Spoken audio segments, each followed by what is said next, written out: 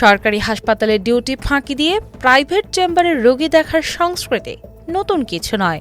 এটা বহু বছর ধরে চলা এক ধরনের ওপেন সিক্রেট।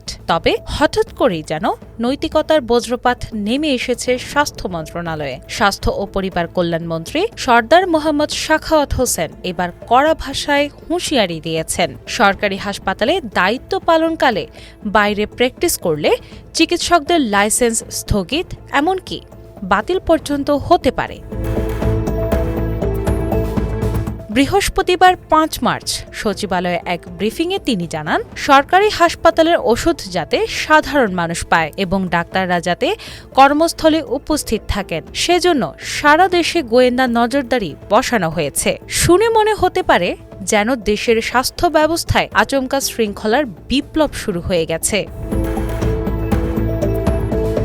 মন্ত্রী উদাহরণ হিসেবে শরীয়তপুর সদর হাসপাতালের চিকিৎসক ডাক্তার রাজেশ মজুমদারের ঘটনা তুলে ধরেন। অভিযোগ, হাজিরা খাতায় স্বাক্ষর করে তিনি সোজা চলে যেতেন স্থানীয় একটি বেসরকারি হাসপাতালে প্রাইভেট চেম্বারে রোগী দেখতে। ফলাফল ৬ মাসের জন্য লাইসেন্স স্থগিত, কারণ দর্শানোর নোটিশ এবং সংশ্লিষ্ট বেসরকারি হাসপাতালকেও জবাবদিহির মুখে ফেলা হয়েছে। মজার ব্যাপার হলো, বিষয়টি গণমাধ্যমে প্রকাশ হওয়ার পরই তা প্রধানমন্ত্রীর নজরে আসে এবং দ্রুত ব্যবস্থা নেওয়ার নির্দেশ দেওয়া হয়। অর্থাৎ বছরের পর বছর যা চলছিল সেটি হঠাৎ করেই বড় অপরাধ হয়ে গেল, কারণ এবার সেটা খবর হয়ে গেছে।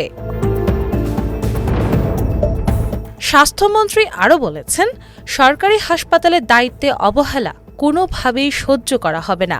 দলীয় পরিচয়ও কাউকে রক্ষা করতে পারবে না, এমন সাহসী ঘোষণা দিয়েছেন তিনি। তবে প্রশ্নটা থেকেই যায়, এই ঘোষণার আগেও কি এসব ঘটনা ঘটত না? আর যদি ঘটেই থাকে তাহলে এতদিন নজরদারি কোথায় ছিল?